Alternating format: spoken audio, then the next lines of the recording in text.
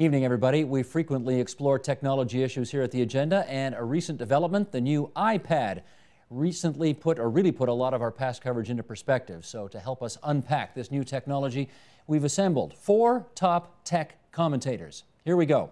In Otis, Massachusetts, via Skype, Stephen Levy. He's a senior writer at Wired. Here in studio, Matthew Ingram, senior writer at GigaOM, a technology blog. Jesse Brown, the host and producer at TVO's search engine, and Ivor Tossell, columnist with the Globe and Mail. Good to have everybody around the table, and Stephen, nice to have you on the line in the Berkshire Mountains in western Massachusetts. I want to start with you. Why are so many people, Stephen, calling the iPad a game changer? Well, traditionally we've had laptops and desktop computers, and more recently we've had mobile phones, a smaller form factor, and this is the third way. This is something that fits in between them and actually comes up with something different, and allows you to hold up something, and it's a magic form of paper. So by putting something in that middle zone, we've come up with something different and a new way to really interact with technology, and that's why people think it's something different that's going to change the game. Matthew, you've played with one, right? Yeah. Is this anything more than just a new cool gadget? It's hard to say. It is clearly a new cool gadget. I think one of the things that Apple does well is they come out with things that look like just a cool toy, and they can really change the way people behave. I mean, the iPhone, I think, has to some extent changed the way people behave, the things it allows them to do easily, for example. So I think it's too early to say that it's just a toy that will, be put on a shelf after Christmas is over. I think it could change things. Jesse, you've played with one of these things too? I have. More than just a cool gadget for you? Oh, it was a religious experience. Little angels Jesse? with turtleneck sweaters just danced up my fingertips, up my spine. No, it's a gadget. It's a very neat gadget. But I think that the effects that these things have, we're always trying to tell the future. We don't know. Who would have thought when the cellular phone first came into existence that its ultimate effect would be for typing and reading? So I think that all of the predictions that are happening now, it's a little premature. Ivor? I think these guys are being a bit blasé about this. I think this is something really important that we're seeing here, and it's the first device in a new wave of computers that are going to change the way we interact with content. And it's the way you touch it, and you see these videos of it, and you kind of look at it and you go, "Wow, that's neat." And it lives up to that experience. These videos aren't doctored, and it connects to the animal brain in a way that computers haven't so far, and I think this is going to be the way of the future. So it's the first wave of that. Stephen, I'm going to quote you back to you. You wrote, "Yes, the iPad is designed for reading, gaming, and media consumption, but it also represents an ambitious rethinking of how we use computers." You wrote that in Wired. What do you mean by that? Well, for over 25 years now, with Windows and the Macintosh, we've been using this wave of computers with these windows and the mouse and little folders, and thinking about them as desktops now. And really, we're seeing a race for what the next wave of using computers is going to be. And it's something that you use with your hands. You touch them. And we are away with the files, away with the windows. It's captivates you like paper, but it's got no bottom. You can kind of reach in there, and what happens there is infinite out there. You get animation, you get access to everything on the internet, endless information. So I think that really the next generation of computing is starting here, and Apple's put a stake in the ground by saying we think it's going to look like this. Now Google has its own ideas, Microsoft has its own ideas, but Apple's out in front now with its vision. Matthew? I think Ivor made a good point. It does change things when you're touching them. And it sounds silly in a way. You touch a newspaper, you touch a book. But I think touching a computer and using your hands to turn pages and scroll things and enlarge things or shrink them, it really does do something to your experience of that content in a way that just sort of sitting there and holding it or clicking with the mouse doesn't. I should give the guy who gave the most cynical, blasé answer the first time around a chance to challenge that. An ambitious rethinking of how we use computers. Would you say it is that? I think it's an absolutely ingenious response to how we're already using computers. I think that unlike the iPhone, which, as Matthew pointed out, changes the way we dealt with phones, The iPad is a recognition of the fact that we're taking laptops to bed with us and watching movies and reading off of those screens. And of course, we get all these warnings that we have to pile up pillows over certain areas to, protect ourselves. So I think when you watch people with computers responding to how humans actually interact, that's a great thing. I think that that human interface kind of attention it's long overdue. Here's one of the key distinctions about this, and Ivor, I'll read this comment from Wired Magazine, then get you to comment on it. Tablets, which is what this iPad is, tablets are the future of media, says Chris Anderson, if they become ubiquitous. And that will only happen if they replace laptops. I think most of us are willing to carry 2 devices, one is a phone, but not 3. So why would they dump a keyboard for a touchscreen? Look to 3 data points for the answer: the iPhone, the Kindle, and the cloud. The iPhone shows that loads of people want rich media network devices with them everywhere. Like a tablet, the iPhone is a one app at a time, full screen experience, where the interface is determined as much by the apps and the device itself as it is by the operating system. By dint of its bigger screen, a tablet is immersive enough to spend hours with, and yet it's still intimate. A laptop is a work device, an arm's length lean forward experience. A tablet, in contrast, is a personal device, something you cradle and lean back with.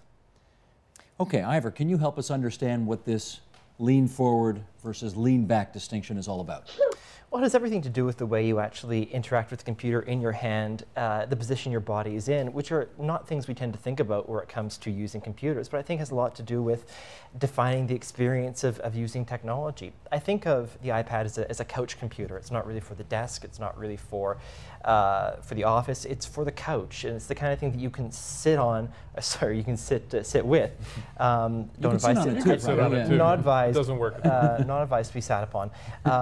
But you can use it in your lap, and it's very comfortable, and it makes the ergonomic experience of computing a pleasant one, which is something that we haven't seen so far. Matthew. Yeah, I think they often talk about the 10-foot experience versus the 1-foot experience, or whatever it is, 8 feet versus 1 feet. So that's television versus right. computer. So you're sitting on your couch watching TV. It's over there, a ways away. You're sitting at your computer. You're very close. You're sort of leaning in, and in a way, this is sort of in between those two things. You are kind of leaning in, but you're also kind of leaning back, so you're relaxing with it. You're browsing things. It feels very different than sitting with a mouse, at your desk reading a computer. Stephen, I know that it was the editor-in-chief of Wired, the publication you work for, that wrote that, so you may be loath to disagree with what he said here on television. But is he right? Is there a distinction that we need to better understand between this lean forward, lean back business? Well, there is definitely that distinction, and I'm not going to contradict my boss. But what's interesting about the iPad is that from the very start, from the introduction, Apple put a stake in the ground that said, we also want to do some of the lean forward stuff on this thing, in addition to the natural lean back stuff.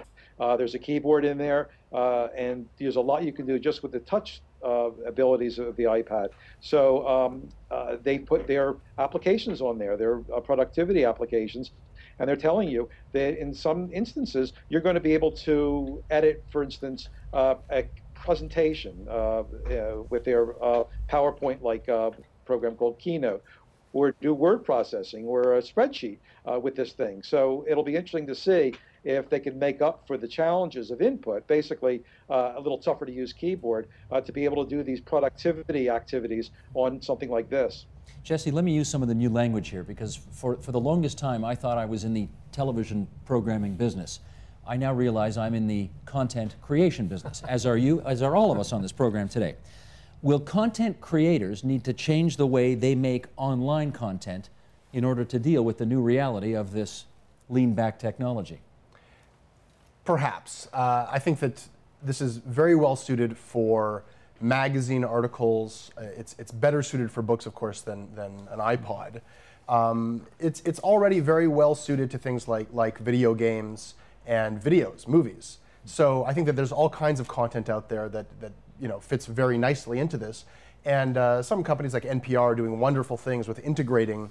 You'll see that they have the NPR app has a high-resolution photograph, and then a text story, and then the radio piece, and maybe some video. So they're really putting everything together, everything that's, all the content that has been sort of living in different places up till now, finds a nice central home on the iPad. Because of the bigger face that you've got on the thing. Is that why? That's right.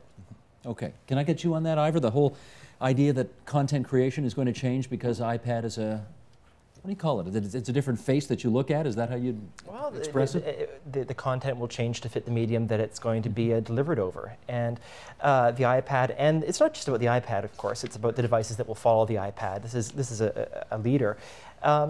It's very compelling from a distance, and so you're going to see different formats. You're going to see different media organizations pushing different applications that will format their information differently. The New York Times has put out a version of their paper on the iPad, which actually takes the design back to the newsprint approach, much closer to the newsprint than the website they've got now. What does that mean? Hostile to the eye. Oh, I see. It was my first reaction. But it is to say it's a very kind of typographical. It's a very typographical approach to this. Okay. So with kind of thin columns, and it's very much like reading the original newspaper. Matthew. Yeah, and I was going to say, I don't think, frankly, that the New York Times or the Wall Street Journal or even the Associated Press are really taking advantage of this device. When I first saw some of the news apps that are on there, I thought, you know, why are you taking a metaphor that was designed for something 2 iterations ago? I mean, you could already criticize media entities for taking their sort of print experience and just duplicating that on the web.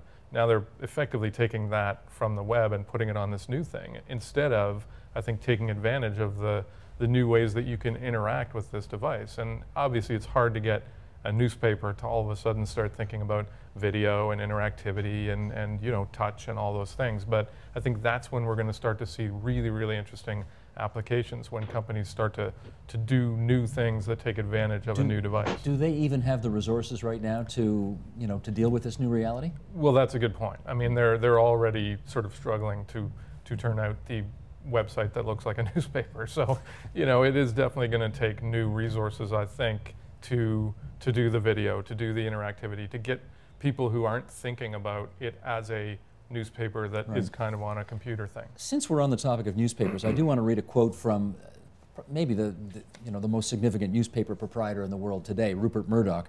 The theme, I guess, of this program is how disruptive this new technology is going to be. And well, here's Rupert Murdoch on this issue of what is happening to traditional media as a result. I got a glimpse, he says, of the future last weekend with the Apple iPad. It is a wonderful thing.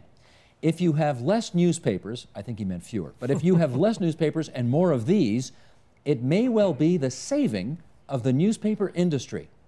Stephen, how could this iPad be the saving of the traditional newspaper industry? Well, the simple answer is that newspapers haven't been successful in charging on the web, and they think this is an opportunity that people will pay them for their content.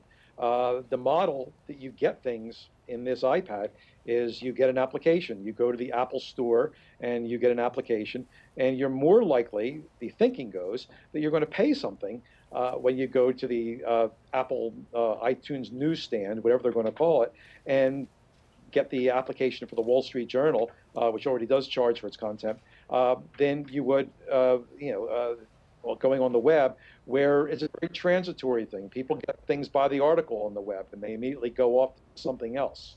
So the iPad is being seen, and devices like it, as sort of a savior for the print industry. Jesse, what do you think? I think that Steve Jobs is an absolute genius marketer. I mean, as brilliant as he is at making devices, the snow job that he has done on the publishing industry, he has been on the record saying that he doesn't want to be in the book business, in the publishing business, that people don't read books anymore. Now we have this turnaround where suddenly they're calling it the Jesus tablet, and he's marketing this as this is going to save the failing print industry, which has a wonderful side effect.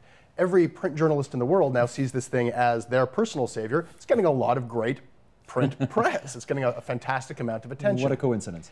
I'm sure that he'll sell a lot of ebooks. I think that he sees that as just another app. So do you think this is a cynical approach? But he's cynical about the whole thing? He's saying that it's a savior of the news business, but it really isn't? I would be very surprised if this particular device is the savior of print. But I'll say this. If he succeeds in that, if he's able to get the market share in the publishing business that he has in the music business, that is a huge danger for the publishing industry. Ivor, He's not. Go ahead, Stephen, go ahead. Yeah, I don't think he's really saying that. I think No. this excitement is being generated almost as a wishful thinking on behalf of the the publishing industry here. If you looked at his presentation, there was a lot to be disappointed by the publishing people there when he first came out with this, and he didn't talk very much about magazines. And to date, there is no virtual newsstand. There's a virtual bookstore available in the iPad, but no newsstand. And as a matter of fact, he's fighting this other little war about what tools you're going to use to create your digital magazine or newspaper.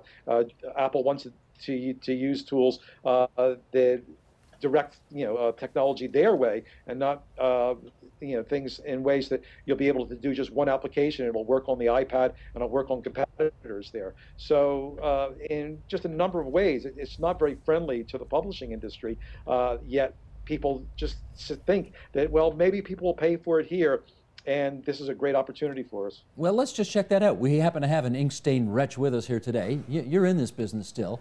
Yes. And what do people in your business talk about this thing as a potential savior for their jobs and for the future of newspapering? Well, look, speaking as a newspaper journalist, Jesse, I have not yet accepted the iPad as my personal savior. There's a lot of interest in it. I don't think anyone, at least the people I work with, have looked at this as if it's going to be a magic pill of any variety. But it is a harbinger of things to come, and it is a compelling new tool, and people are certainly looking at it as an opportunity that really needs to be seized upon. I think one of the opportunities that we haven't talked about yet is the opportunity in the advertising market, not just charging for content, but it's a very compelling display service. It's a very compelling medium. The web has always been a kind of awkward place to put an ad if you're an advertiser.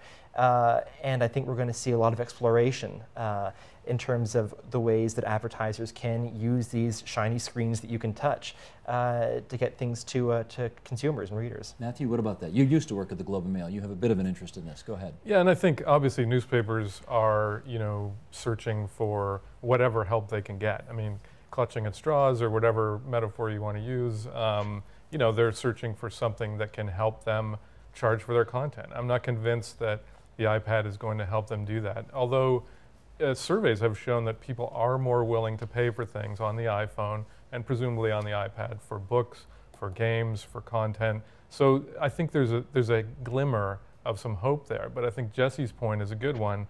Apple controls this device. Apple controls people's access to this device. Apple will control people's access to the content on the device. So if you're a newspaper and you are considering sort of selling your soul to Steve Jobs to get access to people through this device, just look at the record industry. Who is making money in the record business? Apple. iTunes. Record companies are not making huge amounts of money. Steve Jobs is making huge amounts of money. And plus he gets all that data. So if you're going to turn yourself over to Apple in order to try and reach people through this device, you better beware of what you're getting into. Let me read something from Newsweek here that follows up on what you just mentioned here. Michael, next graphic if we can. Perhaps more important, this elegant little device comes loaded with that's Steve Jobs' grandiose ambition, and is yet another example of his willingness to defy conventional wisdom and bend the ethos of Silicon Valley to his own will. The internet is supposed to be all about freedom and choice. Yet here comes Steve Jobs with an internet that is a completely closed system. Apple not only sells you the device, but also operates the only store on the planet that sells software for it. Such walled gardens were supposed to be a thing of the past, cracked open first by the freewheeling PC revolution and then demolished by the anything goes and everything is free World Wide Web. Jesse, this obviously is a model that works well for Apple, but does that mean, well, have recent technological innovations made it impossible for anybody else to make any money at this? These guys seem to have it cornered. Well, this is the big issue with the iPad. This is perhaps the most closed computer that we've seen mass marketed in a long time. And it was referred to earlier, they don't even want you to think in another programming language. You have to be building programs specifically for this device. We've already seen that apps and content have to go through Cupertino, they have to go through Apple before they can be released, and they've censored things. They've censored political cartoons, they've censored things for arbitrary reasons. This app has 2 pixels too many on one side. So I think when you look at the huge success of the internet and of open computing and letting people build on each other's work and everything that got us to this point where we've gotten out of that 3-channel universe into the million-channel universe, this could potentially be a huge step backwards unless it just fails on its own merits, because there are going to be around the corner Microsoft's tablet and whatever slate comes out from Google. Hopefully what Jobs is actually doing is creating a huge market opportunity for somebody to come in with an open pad that will be able to harness the power of everybody online, as opposed to just these benevolent despots, as they've been called at Apple. Stephen, is open better? I think open is better, and I think that my prediction is eventually Apple is going to relax its restrictions, particularly as you're able to see web applications that are able to be as powerful as the built-in applications that you get on the iPad. You know, Apple and Steve Jobs, you know, it's a very smart company and he's a very smart guy. When the iPhone first came out, he wasn't talking about all these applications. He was saying that's going to be a relatively closed system that we're not going to have a lot of developers writing for it. But it turned out that he saw the wisdom in opening it up and letting people put applications on the iPhone, and that turned out to be the one factor that made it a huge success. So I think that when competitors come up and they're appealing to other developers to come up with their killer apps and come up with a way to do it where they wouldn't have to give so much revenue to Apple or control to Apple, then, you know, Steve Jobs, I think, is going to change the rules a little and make it a little easier for developers to get on his system, and maybe he'll share a little more information with them. Well, speaking of changing the rules, how about breaking the rules? Ivor, are hackers going to have just as easy a time getting into this technology as they have everything else? They'll do it. It will happen. It's a challenge. It's red meat for them. But it will probably stay on the peripheries of the mass market. It will happen, but it will not impact the way that most people use and buy this device. I want to show a little cartoon here. Michael Smith, can we get this queued up here? This is copy. I know you're ready. I don't even know why I asked, because I know he says in my ear, we're all ready. I know he's always ready. Copyright. This is a cartoon made by some activists who say copying is not theft, which is a fairly controversial notion. Let's roll this, please.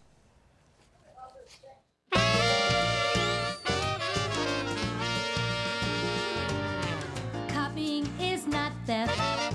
Stealing a thing leaves one less left. Copying, it makes one thing more. That's what copying's for. Copying is not theft. If I copy yours, you have it too. One for me and one for you.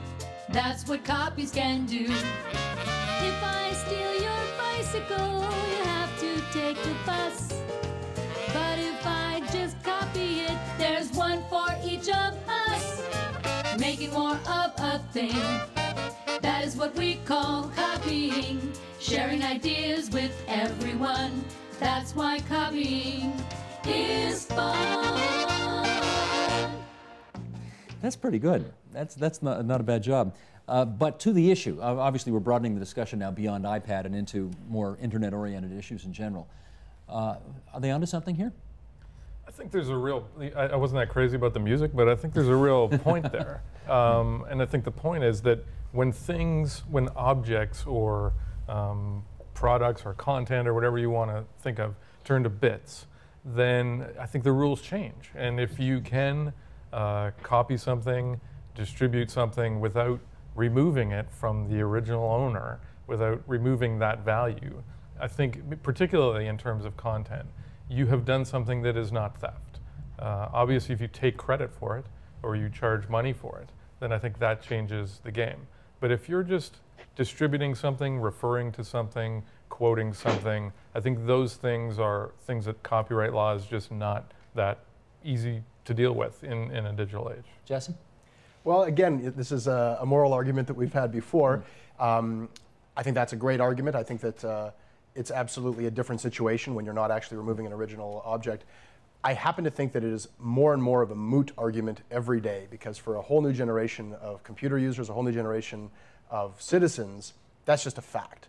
They've been copying all their lives, and the protests of people whose business model is based on selling copies, that argument doesn't even reach them. This is just how they communicate with each other, and it's not just about consumption and sharing of other people's work, it's how they express themselves as well, and they're constantly copying, pasting, adding to that conversation. It's the way they communicate. I get that, but Stephen, you know, we quoted Rupert Murdoch earlier, who said this is just out-and-out theft. So can you tell me the difference between sort of copying that's okay in the internet world and theft which isn't anywhere? Well, I think that what's happened is that the technology has upended our laws. The laws in terms of copying are pretty explicit and pretty restrictive. And I wrote about this in a book called Hackers, which was published 25 years ago, tracing back from 1976 when Bill Gates wrote a letter to some of the first computer users accusing them of stealing his software because they made copies of it. And these arguments have been raging ever since.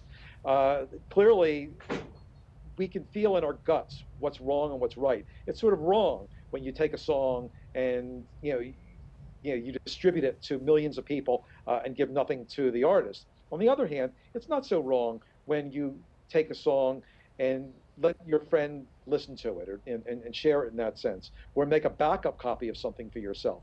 The laws have just lagged behind, and as a result, there's been no control over how we deal with copying in a digital age. And I think that behavior really is the standard now rather than the laws. Stephen, we should just say we appreciate that you are operating right now under somewhat difficult circumstances. You're in a library.